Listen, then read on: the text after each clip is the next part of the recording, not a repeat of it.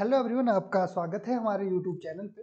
दोस्तों, Himachal Pradesh state cooperative bank के reasoning section की हम बात करेंगे आज, जिसमें हम ये देखेंगे प्रीवियस ईयर में क्या आपका पैटर्न रहा था और आने वाले वक्त में आपका क्या पैटर्न रह सकता है जो कि आपका इस बार एग्जाम होना है। तो देखिए, सबसे पहले हम देखेंगे टॉपिक की। अगर हम बात करते हैं प्रीलिम के टॉपिक्स की, तो सबसे पहला और सबसे इम्पॉर्टेंट जो टॉपिक आपका बनता है वो बनता है कोडिंग डिकोडिंग। कोडिंग डिकोडिंग से आपके pre as well as mains दोनों में ही आपके क्वेश्चन पूछे जाते हैं। प्री में आपके क्वेश्चन मैक्सिमम जो रहते हैं वो रहते हैं आपकी मिक्स कोडिंग, चाइनीज कोडिंग भी अगर हम बोलते हैं उसको, या कोडिंग का अगर हम बोलें तो मिक्स कोडिंग का ओल्ड पैटर्न भी हम इसे कहते हैं। तो यहाँ से आपके लगभग 3 से 4 क्वेश्चन आपको देखने को मिलेंगे जो कि बिल्कुल ही इजी पैटर्न के रहेंगे। आपके easy pattern in the sense के आराम से आप 1 से 1.5 मिनट के अंदर जो है ये 3 से 4 क्वेश्चन आराम से निकाल लोगे, और इससे भी ज़्यादा वेटेज रह सकती है हार्ड टू हार्ड 5 नंबर। वैसे इतनी रहेगी नहीं, लेकिन 3 से 4 नंबर आप जो है वो मान करके चल सकते हो। दूसरा रहता है अल्फ़ाबेट सीरीज।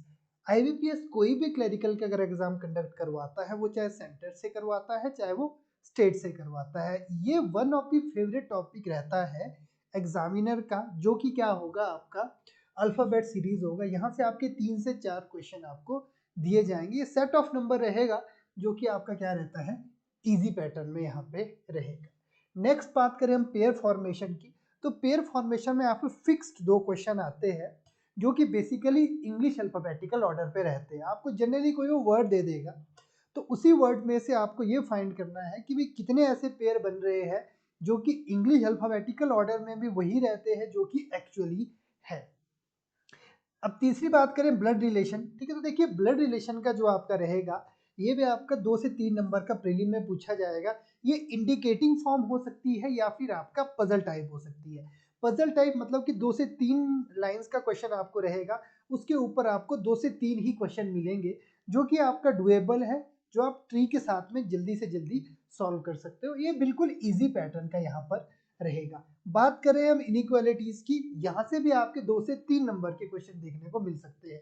2 से 3 क्वेश्चन जो रहेंगे वो क्या रहेंगे, आपके इजी पैटर्न है वो उसके ही आपके रहेंगे। ठीक है, नेक्स्ट बात करते हैं हम सिलॉग की। देखिए, सिलॉग और इनइक्वालिटी काफी समय से ये पैटर्न फॉलो कर रहा है कि अगर किसी शिफ्ट में सिलॉग आता है तो मे बी उस शिफ्ट में आपकी इनइक्वालिटीज ना पूछी जाए। अगर किसी में आपका इनइक्वालिटी पूछा जाता है तो शायद सिलॉग ना पूछा जाए। तो मतलब आना तो जरूर है, पर वो शिफ्ट टू शिफ्ट वेरी करता है कि भाई किस शिफ्ट में आपका पेपर जो है वो पड़ता है और किस शिफ्ट में जो है आपके वो क्वेश्चन है वो बनने स्टार्ट होते हैं। नेक्स्ट अगर हम देखें तो नेक्स्ट हम ऑर्डर रैंकिंग की बात करें। देखिए, यहाँ से भी आपके 1 से 2 क्वेश्चन आपके बन सकते हैं जो कि इजी लेवल के रहते हैं प्रीलिम में। और दूसरी बात अगर हम करें, मेन इजी लेवल का रहेगा, और मेंस में आपकी डायरेक्शन वाला जो पार्ट है वो भी आपका 1 से 2 नंबर का देखने को मिलेगा। तो मोस्टली मिक्स्ड वाले जो आपके क्वेश्चन आते हैं, क्योंकि 3 पजल अगर हम मान करके चलते हैं तो 5-5 नंबर की 15 मार्क्स आपके वहां से निकल गए। आगे आपके कितने बचते हैं, 20 मार्क्स। तो 20 मार्क्स में आपके मिसलेनियस कुछ क्वेश्चन हो सकते हैं, ठीक है, थोड़ी वेटेज ऊपर नीचे हो सकती है इसमें, पर आपके क्या रहते हैं, बाकी जो क्वेश्चन है वो यहीं से आने के, बट 4 भी आ जाती है पजल आपके पेपर में, तो मैक्स टू मैक्स आप 4 मान करके चल सकते हो। तो 15 नंबर जो है वो आपके डायरेक्टली इस वाले सेक्शन से पूछे जाएंगे प्रीलिम में। और ये जो इतने क्वेश्चन है, लास्ट टाइम जब आपका 2021 में एग्जाम हुआ था तब भी ये इतने ही क्वेश्चंस जो थे आपसे पूछे गए थे, आपको बताया गया था। अब हम बात करेंगे मेंस की।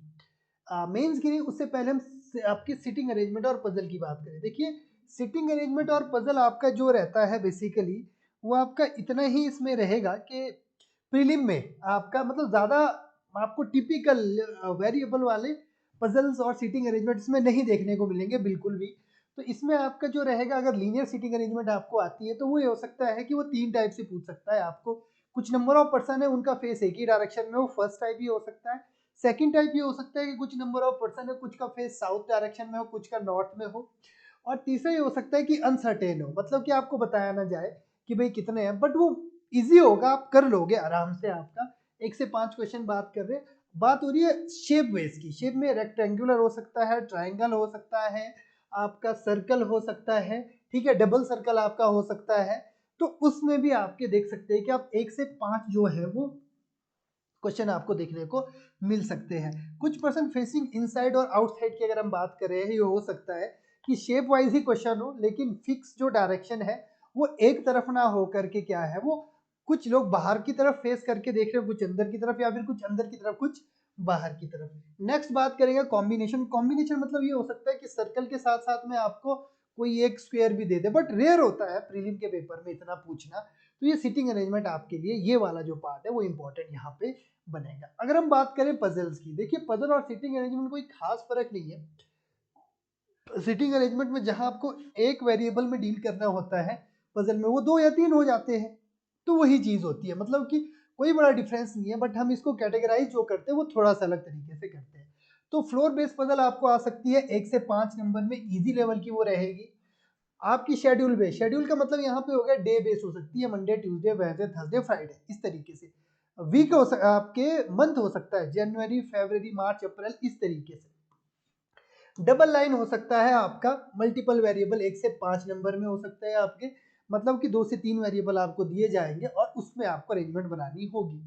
लीनियर पजल हो सकते हैं 1 से 5 नंबर में, ये इजी लेवल आपका जो है वो रहने वाला है। स्क्वायर पजल जो है, स्क्वायर जैसे हमने सिटिंग अरेंजमेंट की अभी बात करी, तो उसी तरीके से जो है ये 1 से 5 नंबर के क्वेश्चन इसमें रहेंगे, ये इजी लेवल के रहेंगे। बॉक्स पजल आपको आ सकती है 1 से 5 नंबर में, इजी आपके लेवल की रहेगी। तो प्रीलिम में जो है बच्चों वो इतना ही आपसे पूछेगा।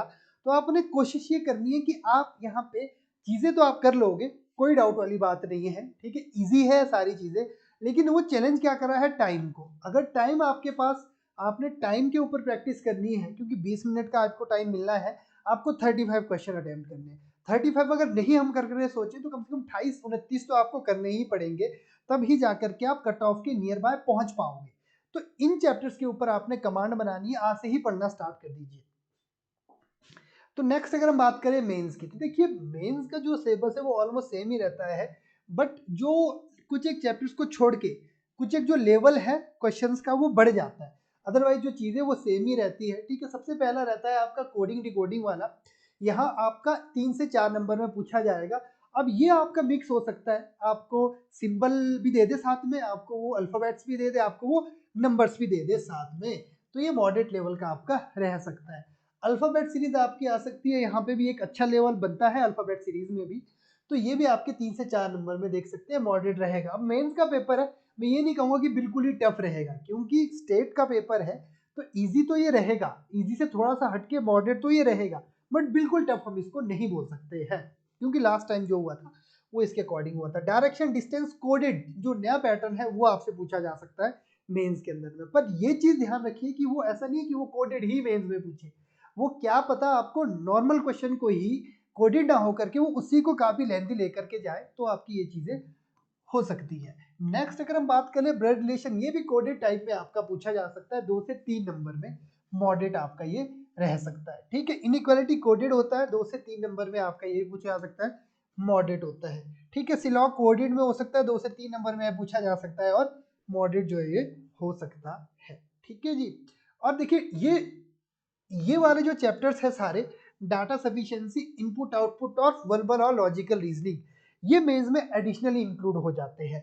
और अगर अगर आपको इजीली क्रैक करना है ना, तो इन चीजों को थोड़ा अच्छे से कर लीजिए, क्योंकि टाइम आपका बिल्कुल भी नहीं खाएगी, आपकी अंडरस्टैंडिंग को वो चेक करता है। अगर आप अंडरस्टैंडिंग इनमें अच्छी बना दी तो इजीली आप जो है वो कट ऑफ क्लियर कर सकते हो, नो डाउट।